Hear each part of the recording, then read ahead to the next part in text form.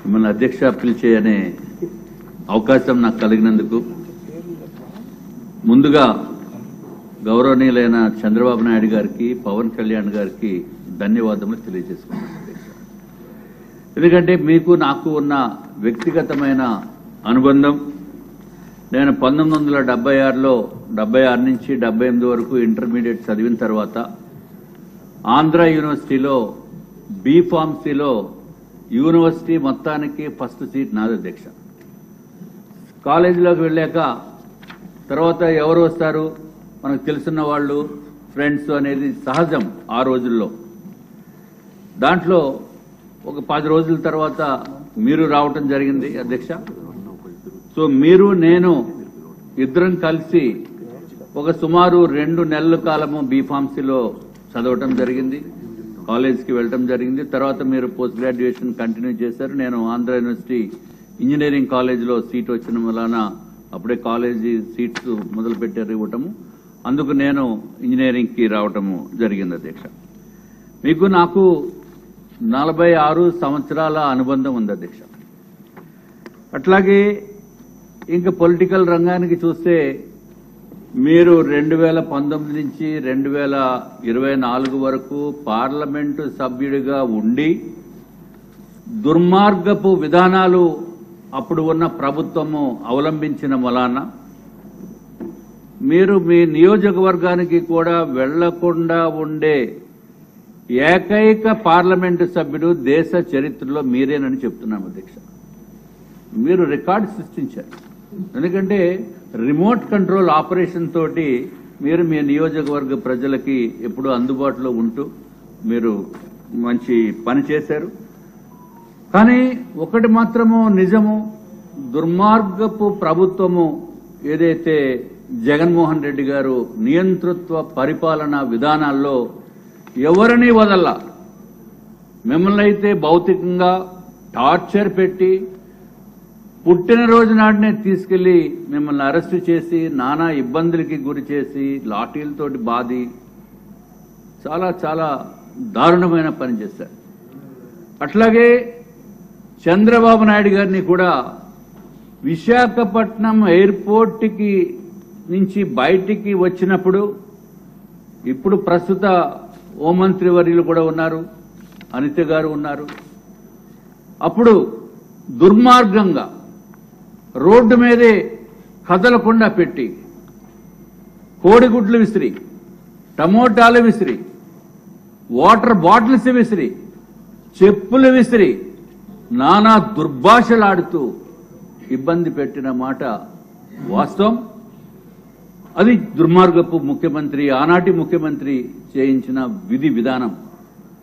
అట్లాగే ఆఖరికి చంద్రబాబు నాయుడు గారిని, ఆనాటి ప్రతిపక్ష నేత వారిని విశాఖపట్నం నుంచి అదే మళ్ళీ ఆ రోజే వెనక్కి పంపించడం జరిగిన దుర్మార్గపు పని ఎక్కడ ప్రపంచంలోని చేసి ఉండరు అధ్యక్ష. అట్లాగే పవన్ కళ్యాణ్ గారిని, ఆయన ఒక ప్రముఖమైన పాత్ర పోషిస్తున్న వ్యక్తి ఆంధ్ర రాష్ట్ర రాజకీయాల్లో. అట్లాగే జనసేన అధ్యక్షుడు వారిని కూడా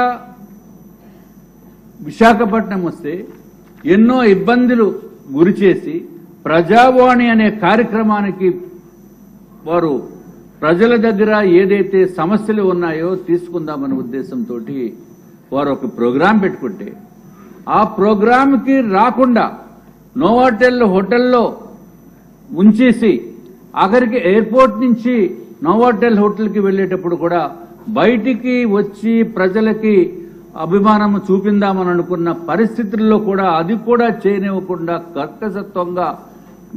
కర్కశత్వంగా ప్రవర్తించిన ప్రభుత్వము అంతకుముందు ఉన్న ప్రభుత్వం అధ్యక్ష. తర్వాత ప్రజావాణి కార్యక్రమాన్ని ఆపారు, అడ్డుకున్నారు. అడ్డుకుని ఆఖరికి వారు మిగిలిన వారు చేశారు, కానీ పవన్ కళ్యాణ్ గారు రానివ్వకుండా చేసింది అదే నియోజకవర్గంలో నేను కంటెస్ట్ చేశాను అధ్యక్ష.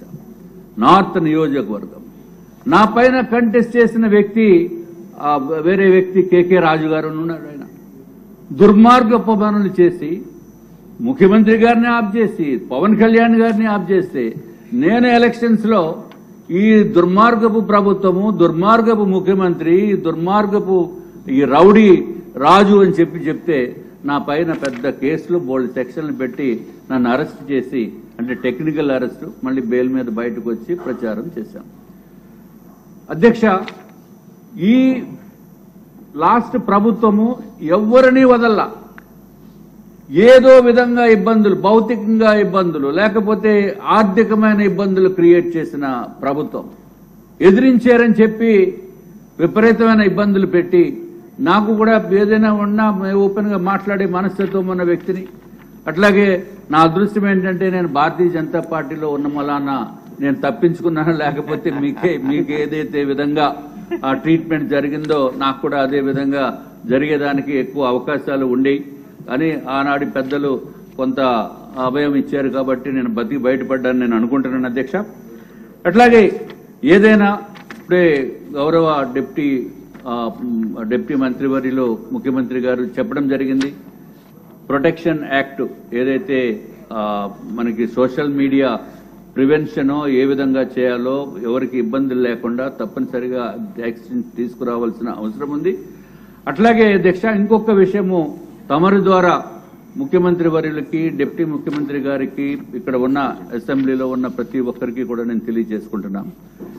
ఎప్పుడైనా ఇటువంటి దుర్మార్గపు పనులు చేసి ఈ రౌడీజంని ప్రవర్తించిన వ్యక్తులపైన యాక్షన్ తీసుకోకపోతే ఇది ఒక అలసత్వంగా వాళ్ళు బిహేవ్ చేసేదానికి అవకాశం ఉంటుంది. కాబట్టి ఖచ్చితంగా ఎటువంటి చర్యలైనా సరే తీసుకోవాల్సిన బాధ్యత, అంటే టెక్నికల్ గా అవ్వచ్చు, లేకపోతే ఏదో విధంగా అవ్వచ్చు, బాధ్యత తీసుకోవాల్సిన అవసరం ఉందని చెప్పి మీకు తెలియజేసుకుంటూ అధ్యక్ష.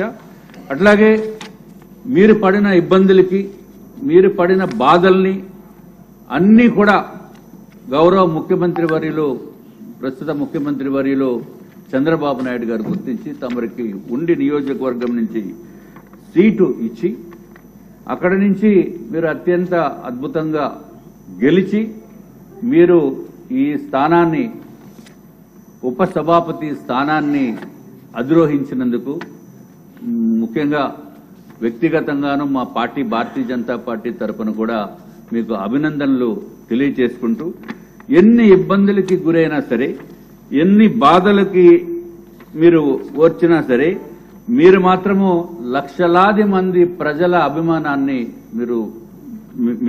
మీరు పొందారు అధ్యక్ష.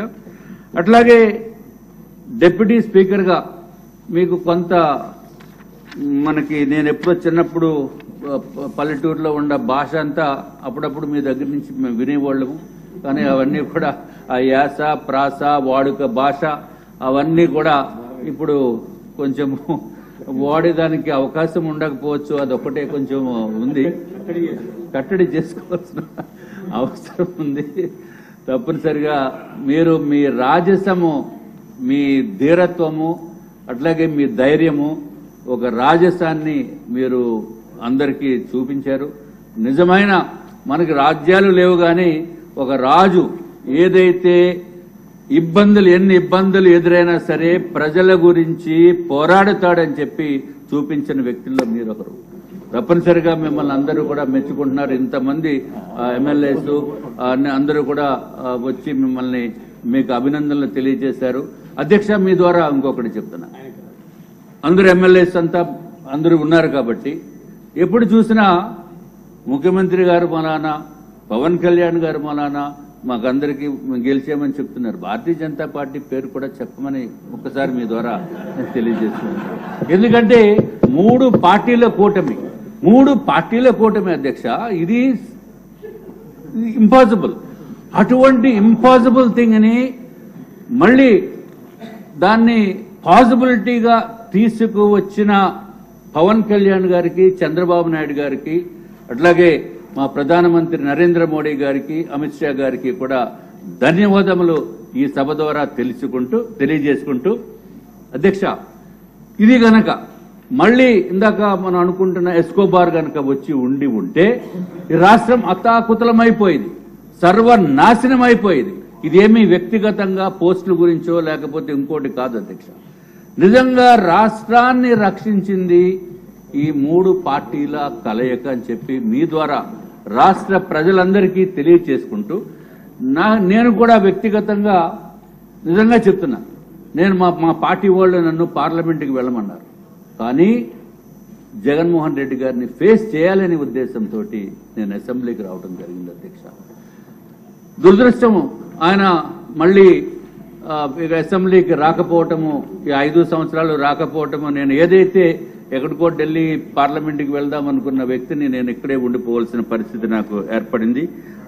తప్పనిసరిగా జగన్మోహన్ రెడ్డి గారు కనీసం ఈ 5 సంవత్సరాల కాలం, ఇంకా 4.5 years ఉంది, ఎప్పుడోకప్పుడు వస్తారనేది చిన్న ఆశతోటి మనం ముందుకు వెళ్ళాలి. అట్లాగే రాజసం, మీరు ఈ కుర్చీకి రాజసం తెచ్చారు, అట్లాగే సభకి హుందాతనం కూడా మీరు తీసుకుని వస్తారు. తప్పనిసరిగా సభలో ఉన్న వ్యక్తులు ప్రతి ఒక్కరూ కూడా మిమ్మల్ని అభిమానించే వాళ్లే. నేను కూడా మీకు ఎంతో కాలం నుంచి ఇక్కడ ఉన్న అందరిలో గల్లా ఎక్కువ కాలం నుంచి తెలుసున్న వ్యక్తిని కాబట్టి నాకు కొంచెం ఎప్పుడైనా కొంచెం ఎక్కువ టైం ఇవ్వండి అధ్యక్ష. మీకు నమస్కారం.